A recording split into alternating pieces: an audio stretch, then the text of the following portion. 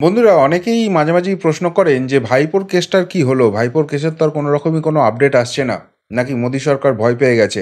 ২৭২ জায়গায় ২৪০ থেমে গেছে আর সেই জন্যই ভাইপোকে আর ঘাঁটাচ্ছে না, যাতে বাইরে থেকে সাপোর্ট দিয়ে ৫টা বছর কোনো রকমে কাটিয়ে দেওয়া যায়। তাদের উদ্দেশ্যে একটা কথাই বলি যে না, ভাইপোর হাতে মোটামুটি সমস্ত রকম আইনি অপশন শেষ হয়ে গেছে। শেষ পাঁচুয়া হিসেবে যেটা করার চেষ্টা করছে ভাইপো বাহিনী এবং তার যারা আইনজীবীরা আছেন, সেটা হচ্ছে সুপ্রিম কোর্টে একটি মামলা ঠুকেছেন, সেখানকার ডিভিশন বেঞ্চে একটি মামলা চলছে এবং সেই মামলার মূল বিষয় হচ্ছে যে ভাইপোকে আদৌ ইডির সমন করার ক্ষমতা আছে কি নেই, ইডি তাকে এইভাবে ডাকাডাকি করতে পারে কি পারে না। এবং সেই মামলাটা যে ধোপে টিকবে না, এটা কার্যত বুঝে গেছে ভাইপো বাহিনী। এবং সেই জন্যই মামলাটা দায়ের করার পর থেকে একটা জিনিসই চলছে, যখনই শুনানির দিন আসছে ওই আইনজীবী গিয়ে বলছে আজকে শরীর খারাপ, আজকে আসতে পারবে না, আজকে এই ডকুমেন্ট জমা দিতে হবে, আমাদের আরেকটু সময় চাই, এরকম বিভিন্ন নাকি বাইনাক্কা চলছিল।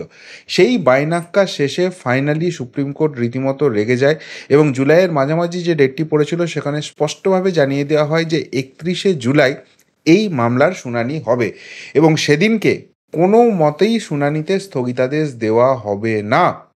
এই মামলার হিয়ারিং অবশ্যই করে সেদিনকে হবে।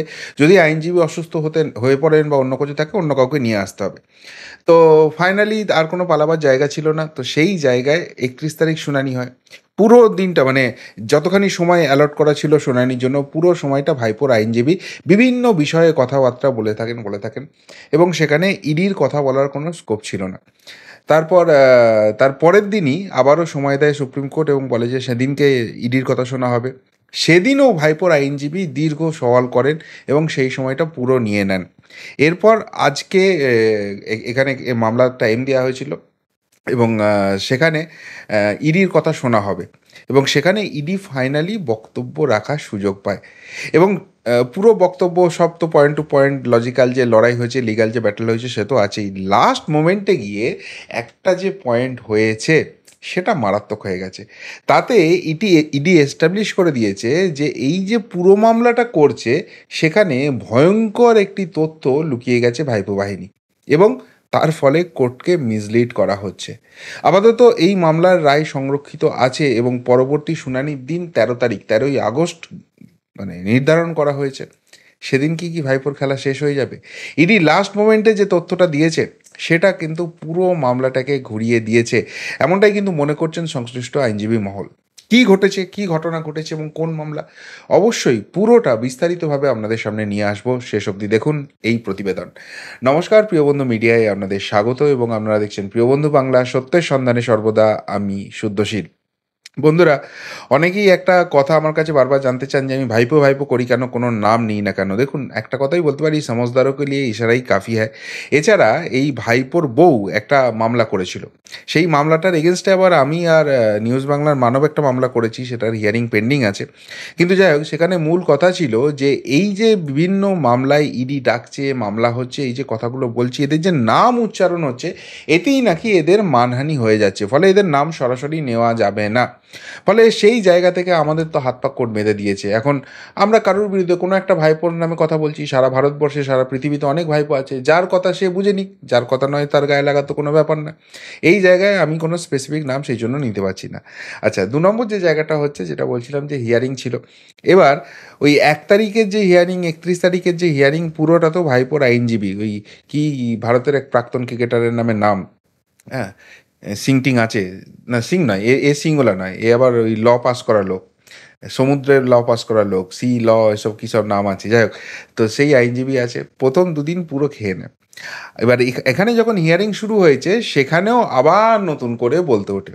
তো তখন একটা জায়গায় অবাক লাগে যে এত পয়েন্ট কিসের আছে, তো মানে এই ব্যাপারটাকে তো শেষই করতে দেওয়া হচ্ছে না। তো যাই হোক, যে পয়েন্টগুলো তুলে ধরে বলেন সেখানে, যে এই ধারায় ডাকা যাবে না, এই ধারাতে পরিষ্কার বলা আছে যে যে টেরিটরির মধ্যে আছে সেখানে হবে, এই করতে করতে ফাইনালি যে জায়গাটায় কনক্লুশনে তিনি আসেন, তিনি বলেন যে এই ইডির আন্ডারে ৫ রকমের জিনিস আছে, যার মধ্যে PMLA, prevention of money laundering act, এটা একটা অন্যতম প্রধান জিনিস। এর বাইরে ওই ফরেন এক্সচেঞ্জ অ্যান্ড অল ওই রিলেটেড বেশ কিছু জিনিস আছে। সেই জিনিসগুলোতে সিআরপিসির সঙ্গে সেগুলো আছে, মিল আছে। তো সিআরপিসি সেইগুলোকে ওভাররাইড করতে পারেনি।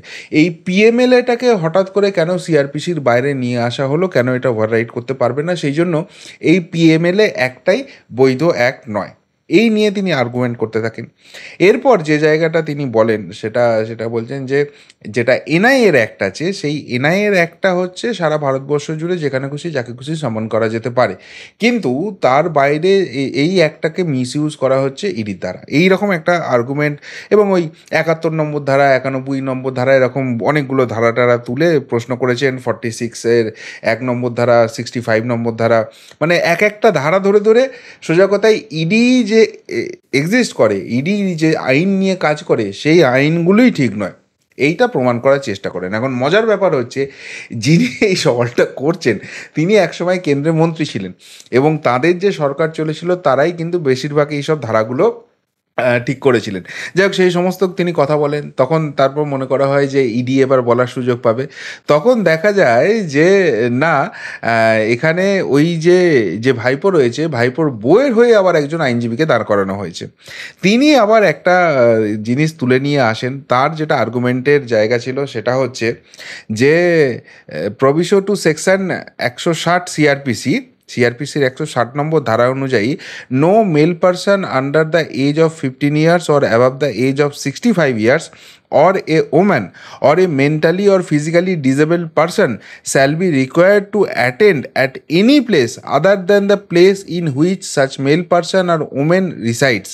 মানে এই পয়েন্টটা তাহলে করেন যে ভাইপোর কেস আলাদা, ভাইপোর বউয়ের কেস আলাদা। এখানে বলা হচ্ছে সিআরপিসি ধারা অনুযায়ী যে কোনো মেল পারসন 15 বছরের নিচে বা 65 বছরের উপরে, বা কোনো উমেন বা কেউ মেন্টালি বা ফিজিক্যালি ডিসেবল পারসন হলে তাকে তার যে জায়গাটায় তিনি কমফোর্টেবল তার বাইরে সমন করা যাবে না। তাহলে এক্ষেত্রে কেন দিল্লিতে সমন করা হচ্ছে, এই জায়গাটা নিয়ে আর্গুমেন্ট, তিনি দীর্ঘ আর্গুমেন্ট করেন।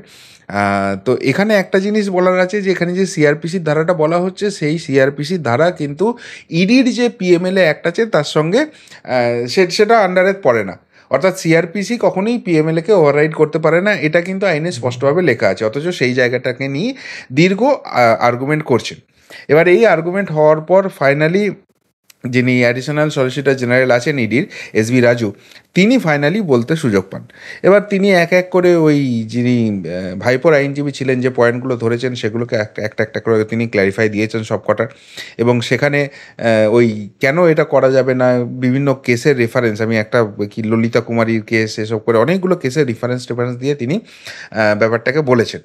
বলার পর লাস্টে একটা কথা তিনি বলেছেন, সেখানে হচ্ছে তিনি যে বলছেন, আমি কোট আনকোট সেই লাইনটা পড়ছি, even if the proviso is held to be applicable, it is complied with because he resides in Delhi.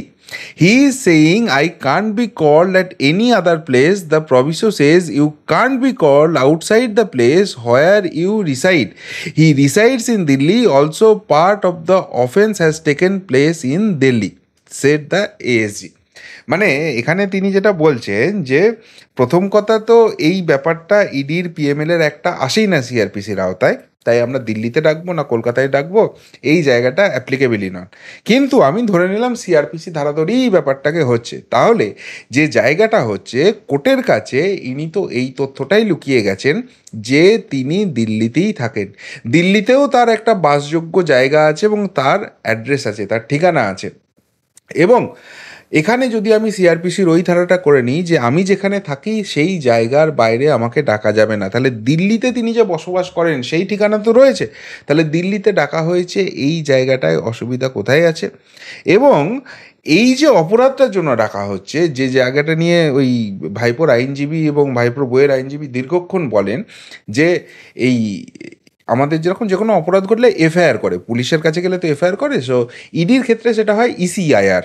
তো এই ইসিআইআর যেটা হয়েছে, বলছে কারোর একজন ত্রিপুরা থেকেও বাস করে, আর যেহেতু ইসিআইআরটা ইডি লঞ্চ করেছে কোচিনে, তাকেও সেখানে যেতে হবে, এই নিয়ম চলতে পারে না। এটা ওই ব্যক্তি স্বাধীনতা 14 নম্বর আর 21 নম্বর ধারা আমাদের সংবিধানে যেটা রয়েছে সেই ব্যক্তি স্বাধীনতা হস্তক্ষেপ, সুতরাং এটা ইল্লিগাল মুভ। এইটা ছিল আর্গুমেন্টের মূল বিষয়। তো তখন বলছে যে এখানে তো আমরা অন্য কোথাও ডাকিনি, আমরা দিল্লিতে ডেকেছি। তার দুটো কারণ রয়েছে। এই যে ভাইপো মহাশয়, তার ঠিকানা রয়েছে দিল্লিতে, এটা কোর্টের কাছে সম্পূর্ণরূপে লুকিয়ে যাওয়া হয়েছে। এই তথ্য কিছুতেই কোর্টকে দেওয়া হয়নি যিনি মামলা করেছেন সেই মামলাকারীর তরফে। এবং 2 নম্বর কথা, এই যে অপরাধ যেটার জন্য ইডি ডাকছে, যেটার জন্য তদন্ত চলছে, সেই অপরাধের একটা বড় অংশ পার্ট কিন্তু দিল্লিতে ঘটেছে। সুতরাং দিল্লিতে ডাকার মধ্যে অসুবিধা কী আছে? এই জায়গায় যখন আর্গুমেন্টটা হয়েছে, তখন কার্যত এই মামলার ভবিষ্যৎ নিশ্চিত হয়ে গেছে। দেখুন, ভাইপোর ক্ষেত্রে কিন্তু আর আইনিভাবে বাঁচার কোনো জায়গা নেই। তার যে রক্ষা কবচ ছিল, সেই রক্ষা কবচ কিন্তু সুপ্রিম কোর্ট আর এক্সটেন্ড করেনি। এবং সেই রক্ষা কবচ যেহেতু এক্সটেন্ড করেনি, তার মানে রক্ষা কবচ উঠে গেছে, নতুন করে কোনো রক্ষা কবচ দেওয়া হয়নি। এবং কলকাতা হাইকোর্টের single bench, division bench, supreme কোর্টের সিঙ্গেল বেঞ্চ করে ফাইনালি ডিভিশন বেঞ্চ এসছে, এটাই শেষ জায়গা। এবং সেইখানে কোনো রকম কোনো কিছু হচ্ছে না বলে ফাইনালি ইডির ক্ষমতা আছে কিনা, তাকে ডাকা, তাকে অভিযুক্ত হিসেবে ডাকা হচ্ছে নাকি সাক্ষী হিসেবে ডাকা হচ্ছে, ইডির অ্যাকচুয়ালি ডাকার ক্ষমতা আছে কিনা, এই যে ইডির আইনগুলো আছে, বিএমএলএ অ্যাক্টগুলো আছে, সেইগুলো ভ্যালিড কিনা, এই ধরনের কিন্তু একটা বায়াসড একটা জায়গা তৈরি করার চেষ্টা করা হচ্ছে, পুরো ব্যাপারটাকে গুলিয়ে দেওয়ার চেষ্টা করা হচ্ছে। তো সেই জায়গা থেকে ফাইনালি ইডি যেটা করেছে সেগুলো সবগুলোকেই ভ্যাকেট করেছে, যে এক একটা করে যে পয়েন্টগুলো ধরা হয়েছে, যে যে ধারাগুলোকে বলা হয়েছে ইলিগাল যাতে ডাকতে পারে না, সেই সমস্তগুলো করে ফাইনালি যেটা ইডি মাস্টার স্ট্রোক দিয়েছে, যে আমরা অন্য কোথাও ডাকিনি, আমরা কিন্তু দিল্লিতে ডেকেছি। এবং দিল্লিতে ডাকার কারণ হচ্ছে এই যিনি মামলা করেছেন সেই মামলাকারীর একটা বাসস্থান রয়েছে, ঠিকানা রয়েছে, এবং এই যে অপরাধটা হয়েছে সেই অপরাধটাও কিন্তু আমরা দিল্লিতে তার কিছুটা অংশ হয়েছে, তার প্রমাণ আমাদের হাতে আছে, সেই জন্য এখানে ইসিআর হয়েছে এবং তার বেসিসেই ডাকা হচ্ছে। এবার যেটা আইনজীবী মহল বলছে যে এই কথাটা বলার পর কিন্তু সুপ্রিম কোর্ট কার্যত নিশ্চিত হয়ে গেছে যে এই মামলায় ভাইপোর পক্ষে রায় যাচ্ছে না।